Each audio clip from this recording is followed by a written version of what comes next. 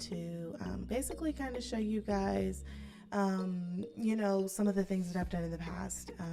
As you guys know, or I don't know, you may not know. If you saw my video, you probably kind of know already, but if you haven't, I just kind of started trading towards the last quarter of last year of 2020.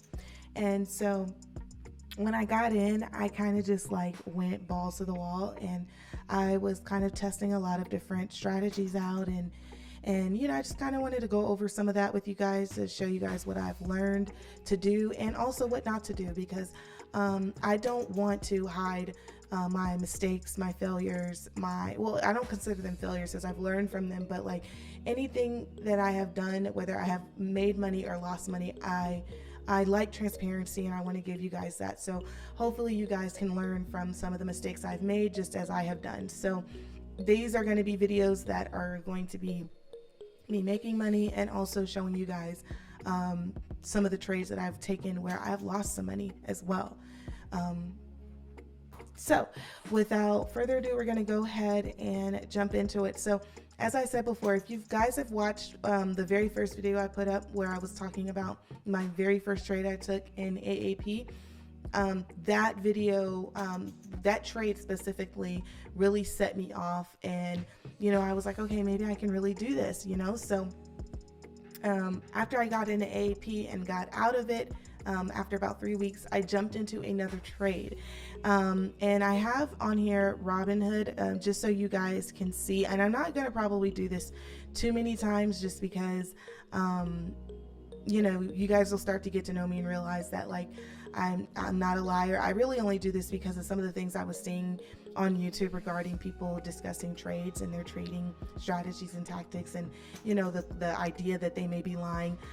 So I'm really doing this again for that added transparency, so you can see like I'm not lying. These are the trades that I've taken. These are also some messages that Robinhood just sends you. So some of these are not trades that I've taken, but a lot of these trades I have been into. So AAP is down here, if you can tell, we went over that, and I'll link that video in the description box down below. So if you wanted to watch that video, it's the very first video I did where I showed how I basically tripled my investment, my first trade ever, which I realized like I really like trading, let me learn more. And so I got into NIO, but then I got right back out of it, and I want to talk about NIO and some of these other stocks like AMD and Walmart. I'll talk about those in another video, because there's something very crucial that you guys should learn when you're getting into trading is do not get into a trade if you don't understand what you're doing. I learned that the hard way. If you don't understand why you're in the trade and you're just listening to stock call outs, and when you go in to analyze, you don't understand what that person is saying, do not get into it, because at the end of the day, if you miss out on money, if you lose money, if that stock drops and you got in at this place because someone told you it was going to run up, that is on you. That is not on that person. Okay, that person did not force your hand. And so like I'm telling you guys, I've learned from my mistakes. I've learned the hard way. If I listen to someone give me a stock, like if somebody says like, hey, I look at this stock and it's going to run up, I do not get into it unless it makes like, oh, thank you so much. I do not get into that stock unless it makes sense to me. As long as it makes sense to me for my portfolio and my risk assessment, that is the only time I get into that stock. Otherwise, I take it, I look at the stock. If I don't get it, but they got into it, more power to you. And I don't have any sort of fear that I missed out on a move. They call it FOMO. I don't have FOMO, okay? Get out of that. There will always be another opportunity in another stock somewhere. Right now, it's just super important that you guys learn what you're doing. So NIO was one of those stocks that I got in, and I realized I don't know why I got in the stock. I was listening to someone talking about NIO, and I didn't analyze it correctly, and so I got right back out. I don't think I lost money, but I didn't make any money in this either. So that's why I'm skipping NIO, and I'm going straight to Hormel, which I didn't even know what Hormel was at the time. I had to Google it. But that just shows you don't really need to know everything about a company to be able to analyze a stock. So anyway, right here, we're going to just kind of discuss and analyze Hormel. and what I did and why. So I took this stock on January 14th, if you can see, at 11:15. That's important. And I actually need to write that down so I don't forget, because we're going to go into the charts and look at it. So I got in on January 14th at 11:15 a.m. I got in, and apparently I bought 3 contracts. Okay, I bought 3 contracts, and this is a call. I don't do puts that often, but when I do, you know, I don't do puts that often. I don't know what I was going with that, but yeah, I don't do puts that often. So, but there is a put somewhere in here. Disney right here is a put that I'll discuss with you guys in another video. But anyway, so I got in on January 14th at 11:15, and it was 75 cents per share. So basically it was $75 per contract. This is for Hormel. I'll show you guys on my phone because it actually shows the exact specific receipt of like how much I paid, because if I click this button, it pulls up like everything in the history of everything, and I don't want all my business out there like that on this YouTube world, platform, streets, whatever. So anyway, I'll show you guys what that looks like, but I wrote everything down just so that I can make this video go a little bit more smoothly. So I paid $225 total for these contracts, and then I got out on January 25th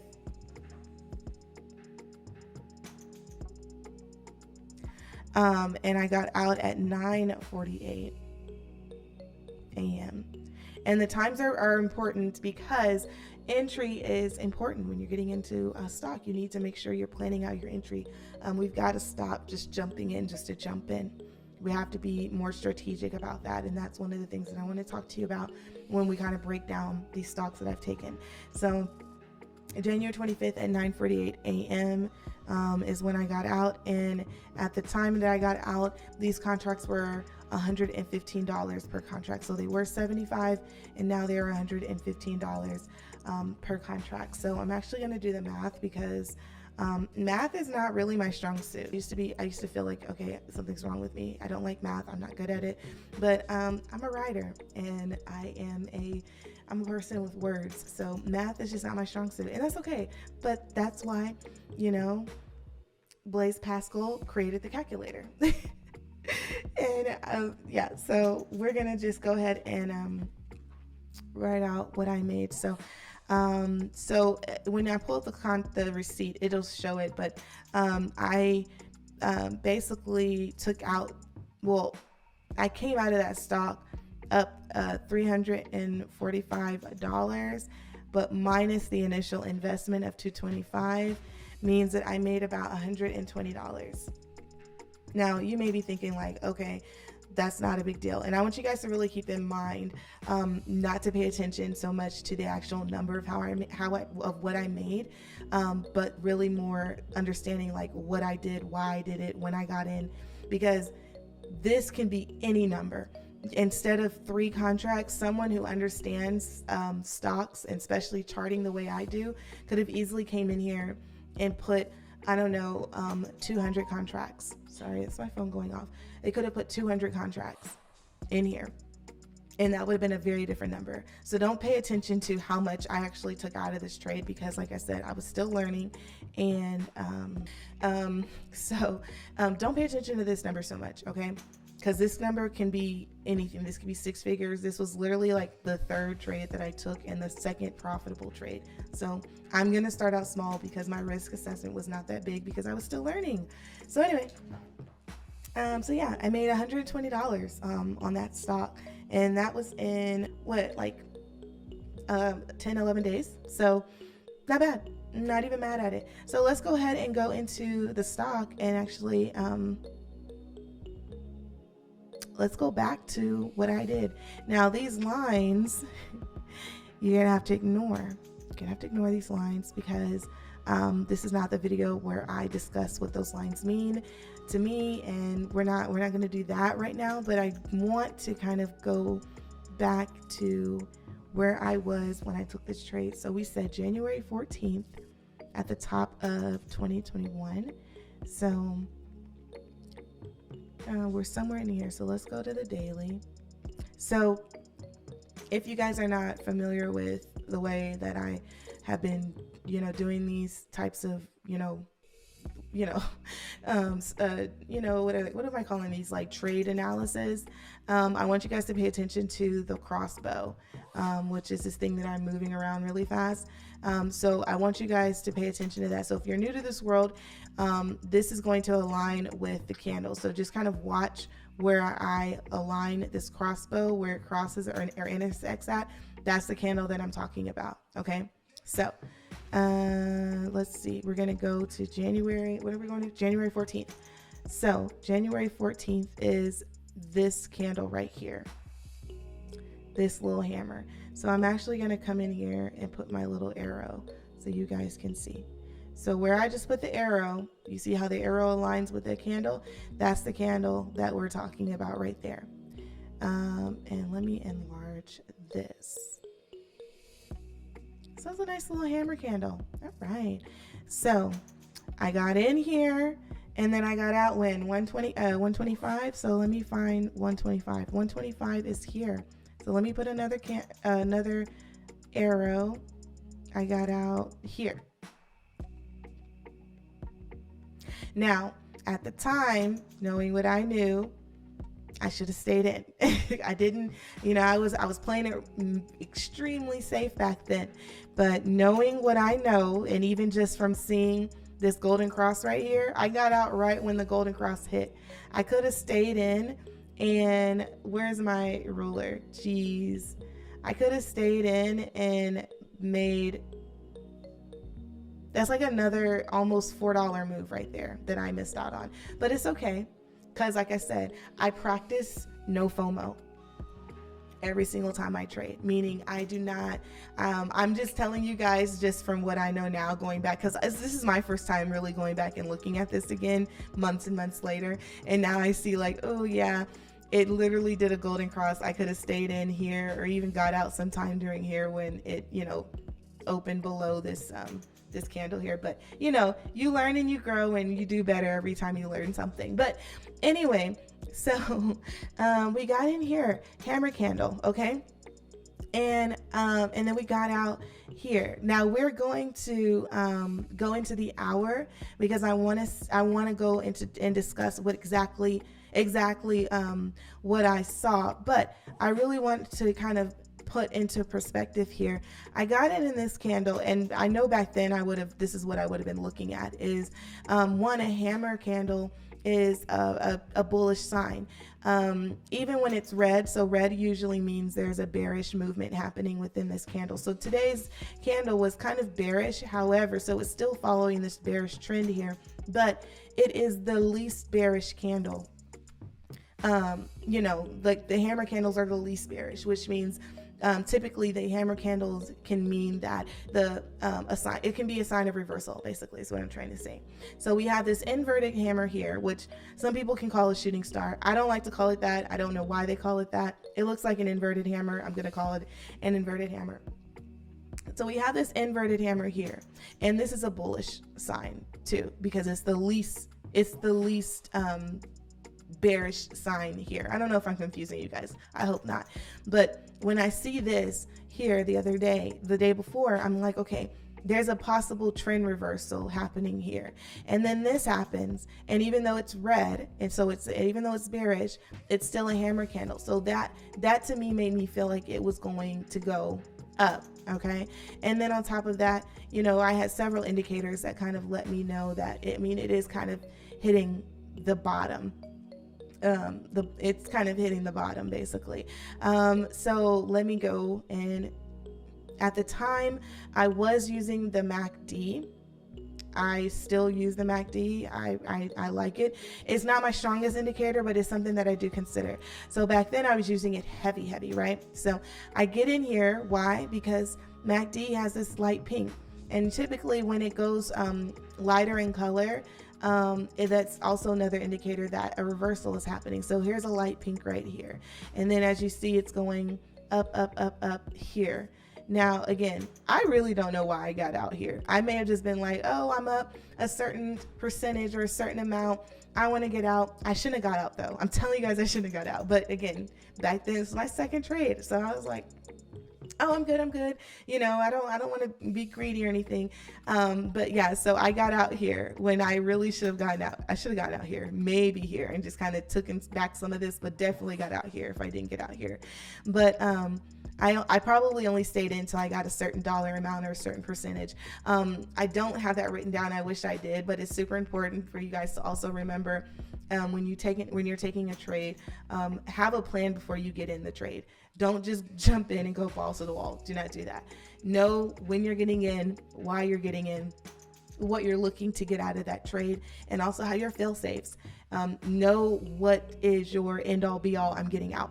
So like when I got in here, okay, if this stock would have dropped here, I need to know where my fail safe of like, okay, no, you're getting out. This is not looking good. Okay, you need to have one of those because, and again, speaking from experience, when you do not have one of those, you will lose all your money. And I mean, I can laugh about it now. I can laugh about it without crying. But I do not want you guys to. I don't want that for you guys. So learn from me. Learn from my mistakes. Always have a fail safe. Always have a stop loss. Options. I'm an options trader, so options I don't have a stop loss that I can put into Robinhood because that's how I predominantly trade is with Robinhood right now and TradeStation. And on Robinhood, you can't put a stop loss in like you can if you were just doing a regular, just, buying or selling stocks. So I put mental stop losses in. So like if I was taking this trade today and it was right here, I probably would have, let me enlarge this again. I probably would have put my stop loss like right under the next resistance. The next support. So wherever my next support line was, I'm not going to go all the way back here because my green line here is telling me that this is a support line.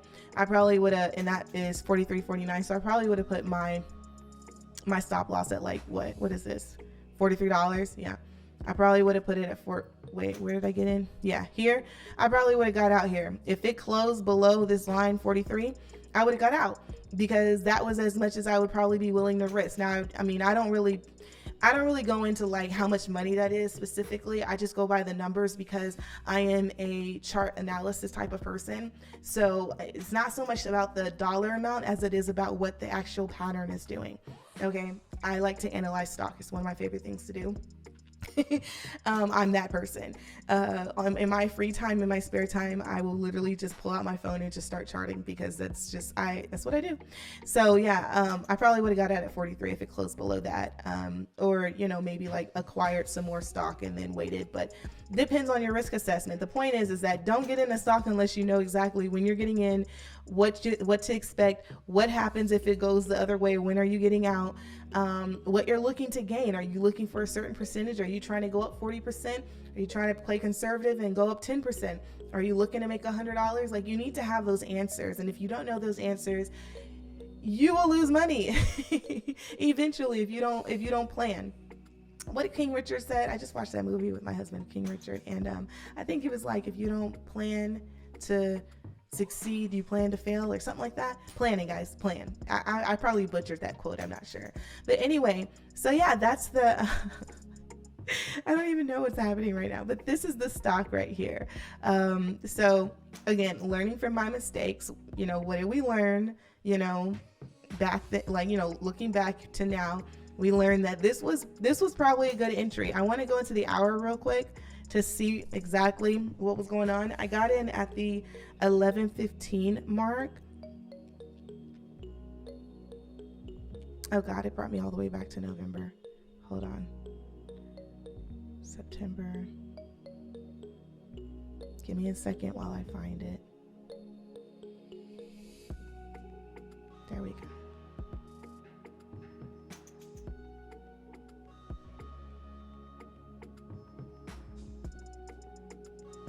All right, so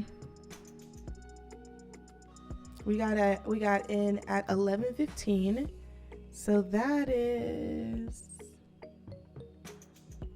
10:30 right here, 11:30. So it's somewhere in between these two candles here. So let me enlarge that so we can look.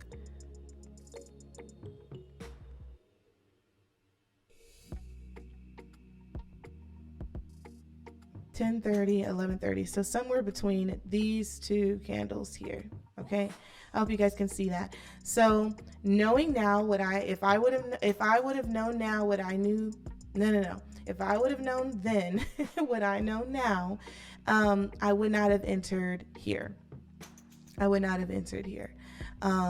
Really what should have happened is if we're looking at entry, and this may not have been, well, you would have kind of had a second chance to do it right here, actually, but probably would have gotten in here. I probably would have gotten in here. But like I said, it looks like it gave another opportunity to get in here, but either here or here would have been the best entry. So right here, the day before at 8:30 in the morning, excuse me, or here, 114 at 9:30. One of those would have been a better entry. If I was looking at this that morning at 8:30 when the market hit, I'm Central Standard Time, so the market opens at 8:30 here. If I would have saw this happen, so this like huge bearish engulfing candle here happen, and then I would have saw how it opened here. That's a double bottom, so that's a sign of a reversal, and then it also ended this candle in a hammer.